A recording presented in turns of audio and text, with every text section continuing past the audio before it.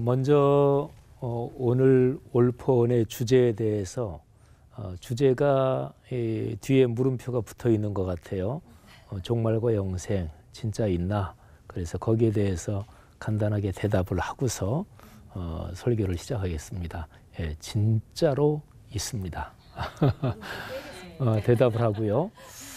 종말이라는 말하고 많이 겹치는 게 말세라는 단어입니다. 이제 종말, 말세를 흔히 이제 어느 시대를 사는 사람이 세상을 보니까 너무 이건 아니야. 세상이 썩었고 또 사람들이 악하고 그래서 아유 말세야, 아유 종말이야 이렇게 보통 쓰지요. 근데 뭐 그렇게 쓰는 그 언어 구사가 잘못됐다 그런 건 아니에요. 그런데 성경적으로, 그러니까 성경에서 말씀하는 종말, 말세가 뭐냐?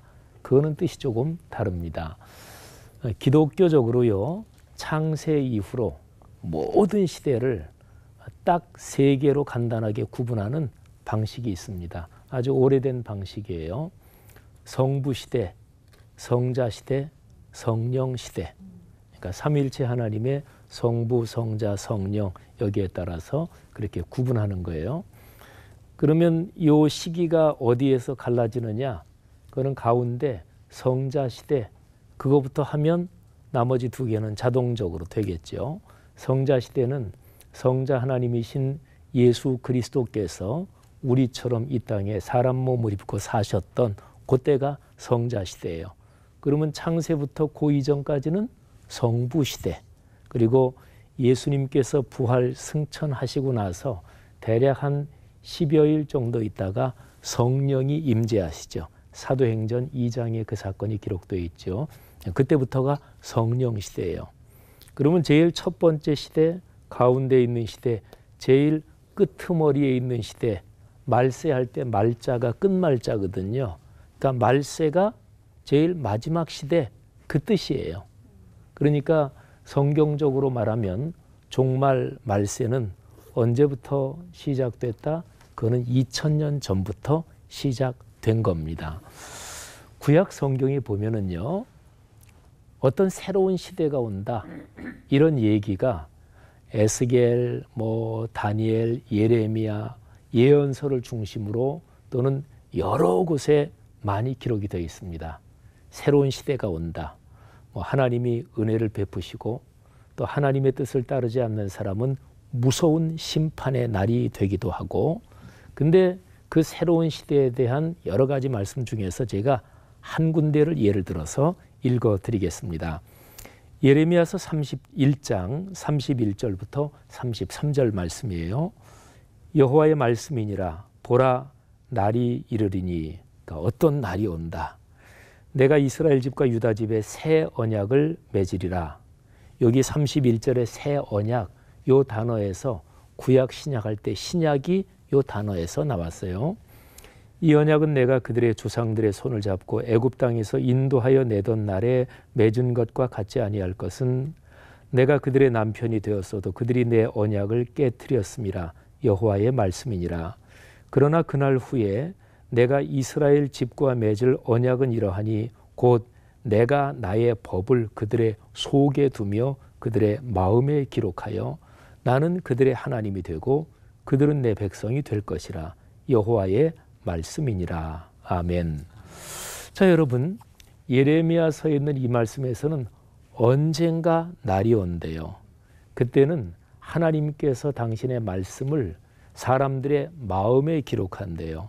그러니까 이거는 첫 번째 하나님이 주신 말씀, 모세를 통해서 십계명의 돌판에 하나님의 손가락으로 써주셨고, 또 다른 말씀들은 모세가 듣고서 기록을 했겠죠.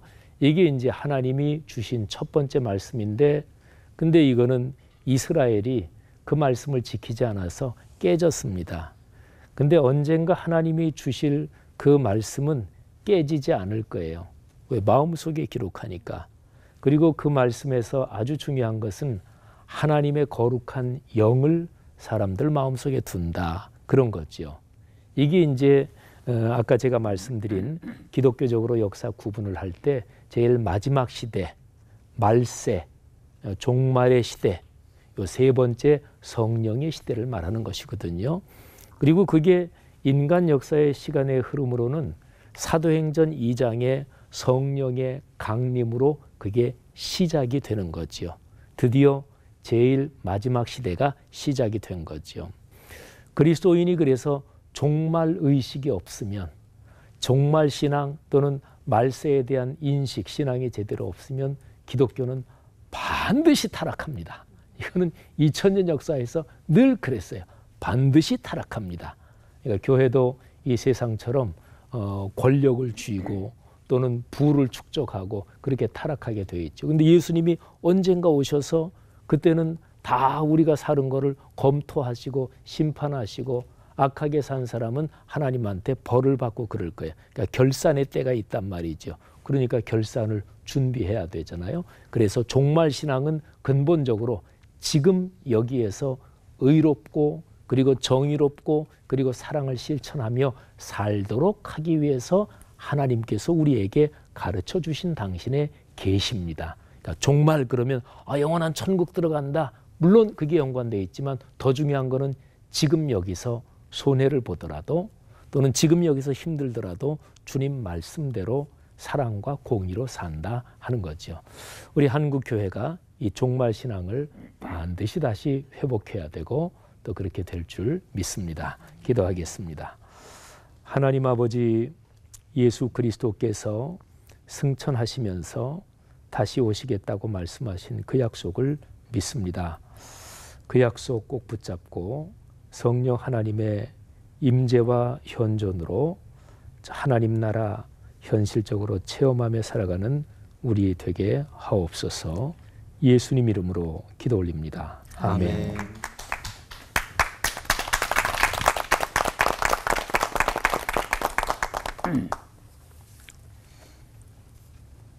세 종류의 종말이 있습니다. 하나는 개인적인 종말이고, 두 번째 종말은 국가 공동체 내지는 집단의 종말입니다. 그리고 세 번째는 세상의 종말, 지구의 종말입니다. 첫 번째 개인의 종말은 죽음입니다. 근데 죽는 거는 사람만 죽는 게 아니고 짐승도 죽고 새도 죽고 곤충도 죽고 나무도 죽습니다. 근데 사람의 죽음과 다른 피조물의 죽음의 차이점은 짐승이나 곤충이나 새는 그냥 죽는 거예요. 그렇지만 사람의 죽음은 영혼과 육신이 분리입니다. 영혼이 머물렀던 육신을 떠나는 상태를 가리켜서 죽음이라 그럽니다. 그래서 사람들이 죽음을 굉장히 겁나하고 두려워하고, 예를 들어서 당신 죽게 돼서 행복하겠어? 절대 그러지 않습니다. 서민 군자라도 죽음 앞에서 떨고 두려워합니다. 겁나는 사람과 겁나지 않는 사람은 나누는데, 겁나는 사람은 소망이 없는 사람이에요. 소망이 뭡니까? 난 갈 데가 있다. 이 죽음이 끝이 아니다. 라고 믿는 사람이 소망을 가진 사람이고, 여기가 끝이다. 여기가 마지막이다. 라고 생각하는 사람은 죽음이 겁나고 두렵습니다. 그러면 어떻게 죽음을 겁내지 않을 수가 있는가? 바로 부활신앙입니다. 영생의 소망입니다. 예수님께서 말씀하셨죠. 요한복음 11장 25절 26절인데요. 나는 부활이요 생명이니 나를 믿는 자는 죽어도 살겠고, 주목해야 돼. 죽어도 살겠고, 무릇 살아서 나를 믿는 자는 영원히 죽지 아니하리니. 내가 이것을 믿느냐. 여기에 초점이 있어요. 죽는다. 그러나 믿으면 다시 산다. 그리고 죽지 않고 살아서 믿는 사람은 영원히 죽지 않는다. 이게 영생의 소망이거든요. 이 소망을 가진 사람들은 죽음이 겁날 필요도 없고 두려울 필요도 없습니다. 제가 아는 권사님이 갑자기 전화가 왔어요. 목사를 뵙고 싶어 한다고 병을 앓아 누웠던 권사님인데 그래 쫓아갔더니 제 손을 꼭 잡으면서 목사님 뵙고 싶었어요. 그러면서 저 갈래요 그러더라고요. 그러면서 자기 반지 큰 반지 하나가 있는데 달아들까 봐 끼지도 않았대요. 그거를 하나님께 드리겠다고 반지를 하나 내놓으시고 기도해 주세요. 저 갈래요. 그러고 가셨어요. 그 얼굴이 얼마나 평안한지. 어디 뭔 행복한 여행을 떠나는 분의 얼굴처럼 그리고 세상을 떠나시더라고요. 이게 영생의 소망을 가진 사람만 누릴 수 있는 행복이에요. 나를 믿으면 죽지 않는다. 살아서 믿어도 죽지 않는다. 영원히 산다. 이 부활신앙, 영생의 소망이 죽음을 넘어서는 강력한 힘이 됩니다.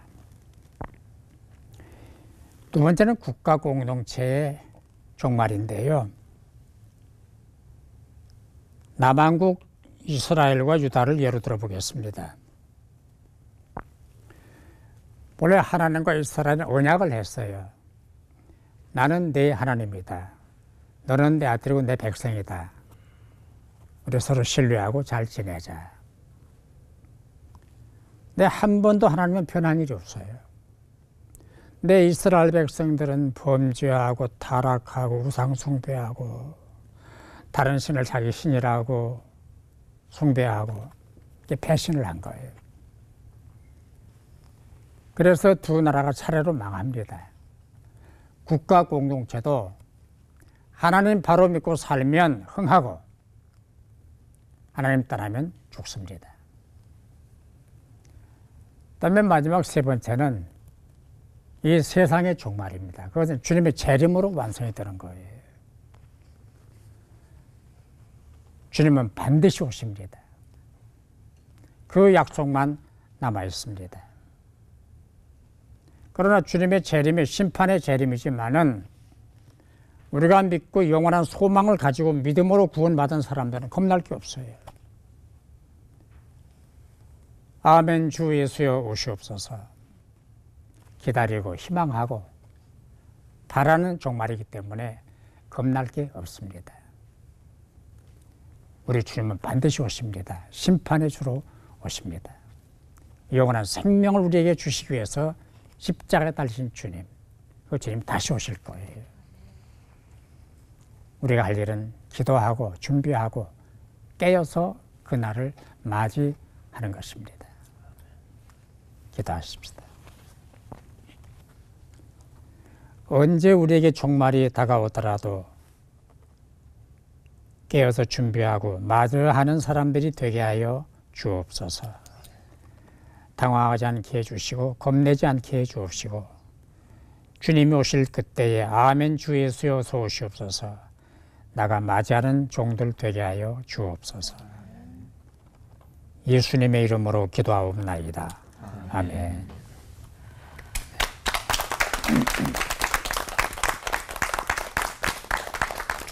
지금 종말에 대해서 궁금한 게 많으시죠? 네. 제자들도 예수님께 직접 여쭤본 적이 있습니다. 마태복음 24장 3절에 예수께서 감람산 위에 앉으셨을 때 제자들이 종용이 와서 이르되 우리에게 이르소서 어느 때 이런 일이 있겠사오며 또 주의 임하심과 세상 끝에는 무슨 징조가 있사오리까? 예수님에게 직접 물어봤습니다. 끝을 아는 게 중요하죠. 우리가 시작된 이 신앙의 시작도 알아야 되지만 끝도 알아야 되죠. 또 우리가 이렇게 발 디디고 살고 있는 이 세상이 하나님에 의해서 창조되었다면 어떻게 끝날 것인가는 대충 알고 살아야 모르는 사람과 이렇게 차이가 나겠죠. 근데 제자들이 얘기했던 세상 끝이란 단어는 한국말로 끝이라고 번역되어 있지만은 이 순텔레이어스라는 이 단어는 완성이란 뜻입니다. 이 세상이 어떻게 완성될까요? 라고도 번역될 수 있습니다. 주님에 의해서 시작된, 아까 우리 지 목사님께서 얘기하신 것처럼 초림 때 십자가와 부활로 시작된 그 하나님의 그 종말의 그 시작이 어떻게 끝에 가서 완성될까요? 라고도 우리가 번역할 수가 있습니다. 이 질문에 역사상 수많은 사람들이 오답을 달았어요. 아까 시한무정말론처럼 뭐 별합을 엉터리 같은 대답을 해줬지만 예수님은 의례적으로 아주 길게 대답하셨어요. 24장, 25장, 97절에 걸쳐서 예수님의 이 한마디 질문에 대답을 하셨어요.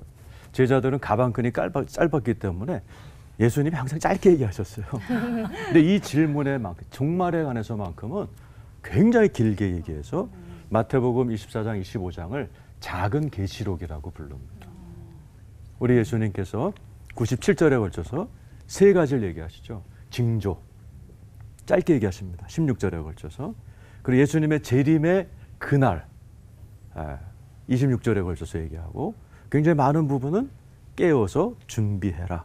57절에 걸쳐서 이렇게 이 질문에, 종말에 관한 이 궁금증에 예수님이 대답을 하시죠. 이 종말에 대해서는 성경에 명확히 나와 있지 않습니다. 거울을 보는 것처럼 희미하게 아직 때와 시기는 알지 못한다. 그러나 예수님께서 직접 말씀하시고 허락하신 것만큼은 우리가 이렇게 머릿속에 새겨놔야 이단에게도 당하지 않고 우리가 신앙생활할 때 명확한 종말관을 가질 수가 있죠.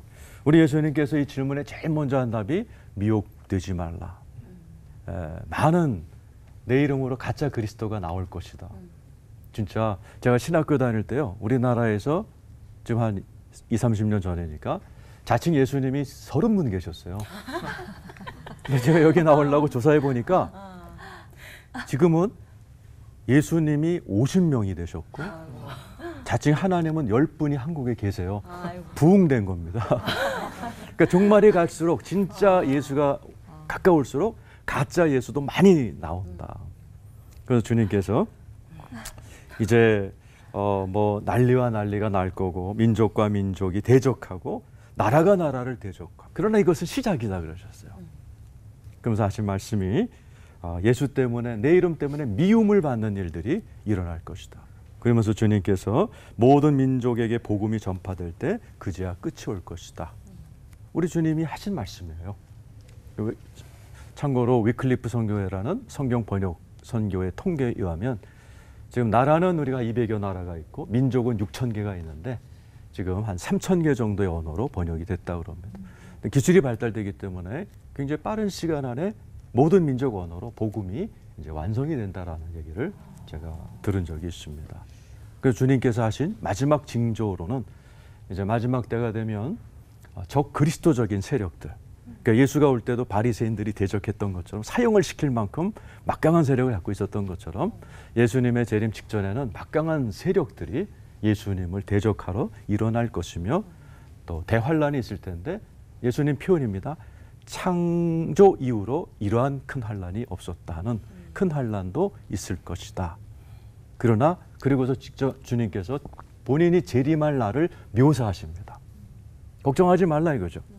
아무리 환란이 있어도 하나님께서 보호하십니다. 그런데 예수님께서 본인의 재림을 표현하셨을 때 이렇게 표현하셨어요. 동쪽, 이 세상의 동쪽 끝에서 서쪽 끝까지 번쩍하며 나타나리라. 예수님의 초림은 초라하게 숨어서 이렇게 나타나셨습니다. 그러나 예수님의 재림은 전 세계 동쪽 끝과 서쪽 끝이 동시에 보는 하나님의 위대한 재림의 장관이 펼쳐질 것이다라는 것이죠. 그리고 주님이 직접 말씀하신 거죠. 인자가 구름을 타고 능력과 큰 영광으로 오는 것을 보리라.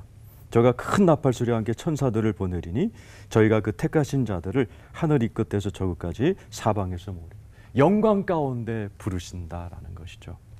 바로 이 날을 사도 바울, 셋째 하늘까지 갔던 사도 바울은 이렇게 표현합니다. 데살로니가전서 4장 16절 17절에 주께서 호령과 천사장의 소리와 하나님의 나팔로 친히 하늘로 쫓아 강림하시리니 그리스도 안에서 죽은 자들이 먼저 일어나고, 고린도서 15장 51절에도 다 잠잘 것이 아니요 호련히 우리가 부활한다고. 그 호련이란 말이 100만 분 아니 1억만 분의 1초입니다.